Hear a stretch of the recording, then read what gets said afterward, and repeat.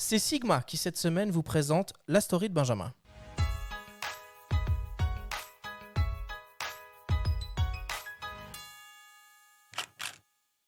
Que se serait-il passé si Loopsider n'avait pas diffusé jeudi 26 novembre les images du passage à tabac du producteur de musique Michel Zecler par des policiers le samedi précédent dans le 17e arrondissement de Paris?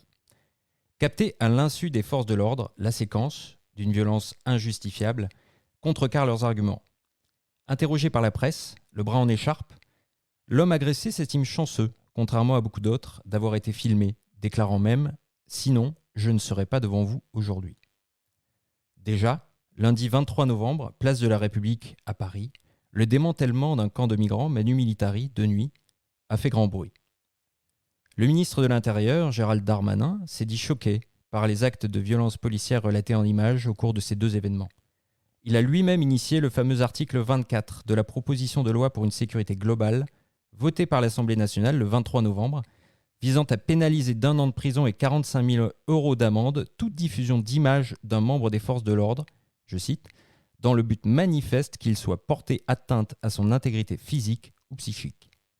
Scandalisé à la vue de ces vidéos, le garde des Sceaux, Éric Dupond-Moretti, a pour sa part appelé « Les journalistes doivent faire leur métier, mais on ne peut pas diffuser les images des policiers dans l'intention de leur nuire ».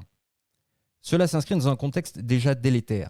Le quotidien Le Monde rapporte que selon le syndicat national des journalistes, 200 journalistes ont été empêchés de travailler lors des manifestations de Gilets jaunes. La photojournaliste Véronique de Viguerie nous a récemment confié qu'il était plus facile pour elle de travailler en Azerbaïdjan que dans l'Hexagone. Le photographe syrien Amer Al-Halbi a reçu des coups de matraque en plein visage samedi dernier lors de la marche des libertés. L'article 24 n'est pas abandonné, mais il va être entièrement réécrit. Joëlle Verbruge, avocate pratiquant le droit de la photographie, collaboratrice à Compétences Photo, nous explique pourquoi, d'un point de vue juridique, cette proposition de loi sur la sécurité globale, dans son ensemble, est préoccupante. Je pense en réalité, comme la plupart des juristes, que cet article 24 est à la fois inutile et dangereux. Inutile d'abord parce que la loi contient déjà de multiples incriminations qui couvrent toutes les situations que vise l'article 24.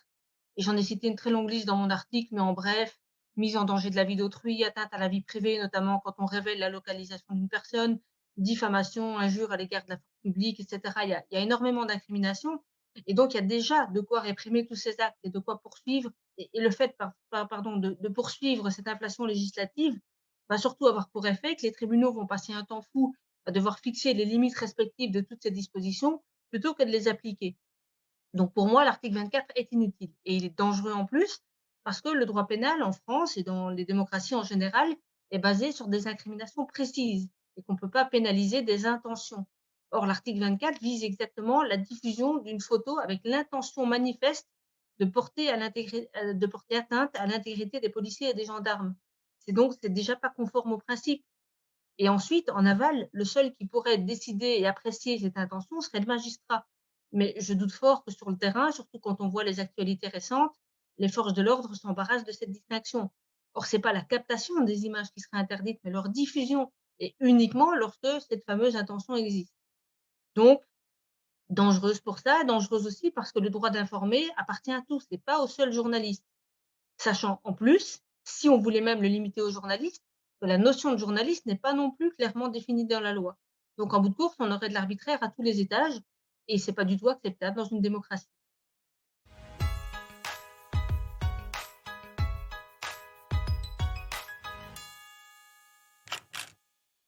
Joël nous parle d'un article ? Oui, Joël a rédigé un article ultra complet sur la proposition de loi. Donc proposition et pas projet de loi. D'ailleurs, elle explique un petit peu, elle revient un peu sur tous ces termes juridiques et c'est très intéressant à lire. Elle explique surtout en quoi cet article 24, qui va donc être totalement réécrit, on vient de l'apprendre, est difficilement, voire pas applicable sur le terrain. Et c'est vraiment passionnant à lire. J'invite vraiment tous les auditeurs à se rendre sur son blog, blog et droitphotographie.com. On se rend compte effectivement de l'extrême inertie et difficulté d'une telle mise en œuvre en application sur le terrain. Adrien, toi qui es aussi photojournaliste parallèlement à tes activités sur 01net, tu as un avis toi sur cet article 24 ? Bon, alors d'abord, effectivement, photojournaliste à temps partiel, vraiment, quand j'ai l'occasion de pouvoir me financer mes départs, donc je n'ai pas la pratique du terrain, notamment français, long terme, hein. Moi, je fais essentiellement du conflit et sporadiquement. Ça me chagrine d'abord, effectivement, qu'il y ait ces espèces de haine, hein. Là, on en vient quand même à la détestation. Si vous suivez les trucs des forces de l'ordre sur Twitter, j'en suis quelques-uns, et si vous suivez les journalistes, il commence à y avoir un manque de communication totale. C'est très grave. C'est très grave parce que je suis justement allé dans des pays vraiment pourris dans lesquels la presse a peur de la police et la police ne veut pas se faire dénoncer par la presse. C'est quand même un climat complètement délétère. Après, bon, sur le droit en lui-même et le contenu du texte juridique, je ne pense pas pouvoir dire quoi que ce soit de plus pertinent qu'une juriste. Moi, ça me gêne qu'on mette directement un cadre légal relatif à ces forces de l'ordre, parce que comme elle le dit, il y a déjà de quoi punir, il y a déjà un arsenal. Et de toute façon, ça c'est quand même la plupart des gouvernements successifs ont quand même essayé de surlégiférer. Mais plusieurs fois, j'ai discuté avec des photographes étrangers, ils me disaient: «Ah mais en France quand même, le droit à l'image, c'est compliqué, vous pouvez pas montrer grand-chose», et c'est vrai que ça fait bizarre dans la contrée de Douaneau d'avoir tant d'arsenal juridique autour de l'image. Il est bien de protéger les personnes, je pense. Effectivement, faire des photos et dire, «Ce mec-là, ce policier-là, il m'a fait ça, c'est un odieux connard», et l'afficher sur les réseaux, de toute façon, à mon avis, c'est déjà, ça tombe déjà sous le coup de la loi, et il faut effectivement les protéger. Après, le problème, c'est que tout ça, on sent bien quand même qu'il y a une dynamique globale pour essayer d'entraver le travail de la presse. Il suffit de voir comment la presse fonctionne en Allemagne. Il ne faut pas aller à 10 000 endroits, dans les pays scandinaves, en Allemagne, en Suisse. On peut directement poser des questions au président. On peut remettre en cause l'action d'un policier. Les policiers ont toujours leur tag en Allemagne. J'ai fait des manifestations lors de la Coupe du monde de football en 2008 à Berlin, où il y a eu de la casse un peu. Je peux vous garantir que tous les policiers de dos et de face ont des tags qui les identifient et qu'ils doivent répondre de la loi s'ils déconnent, ce qui est normal. Et oui, là je défends pas ma corporation, mais dans un premier temps, pour assurer l'état de droit, nous avons besoin d'une police et de force, ça c'est sûr, mais de l'autre, on a le droit d'exiger qu'elle soit irréprochable avant de demander aux autres catégories socioprofessionnelles de se montrer elle aussi irréprochable. Mais d'ailleurs, de par le monde, on voit bien qu'il y a des réactions, et Joël le dit très bien dans son article aussi. Je veux dire, jusqu'à l'ONU, Reporters sans frontières, évidemment, tout le monde s'émeut et s'alarme un petit peu de ce qui est en train de se passer. Quand on parle de l'éventualité de peut-être accréditer les journalistes à des manifestations, enfin voilà, on tombe un petit peu de nos chaises. Toi, qu'est-ce que ça t'inspire, Pierre-Marie ? Un peu les mêmes réflexions que celles d'Adrien, et puis bien argumentées par les propos de Joël.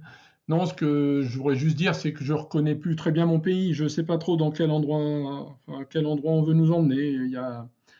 D'un côté, on est la patrie des droits de l'homme, et de l'autre, on se contente juste de l'avoir écrite, quoi. Donc, oui, je sais pas. Je comprends pas bien mon pays, et ça m'inquiète un petit peu, même un peu beaucoup.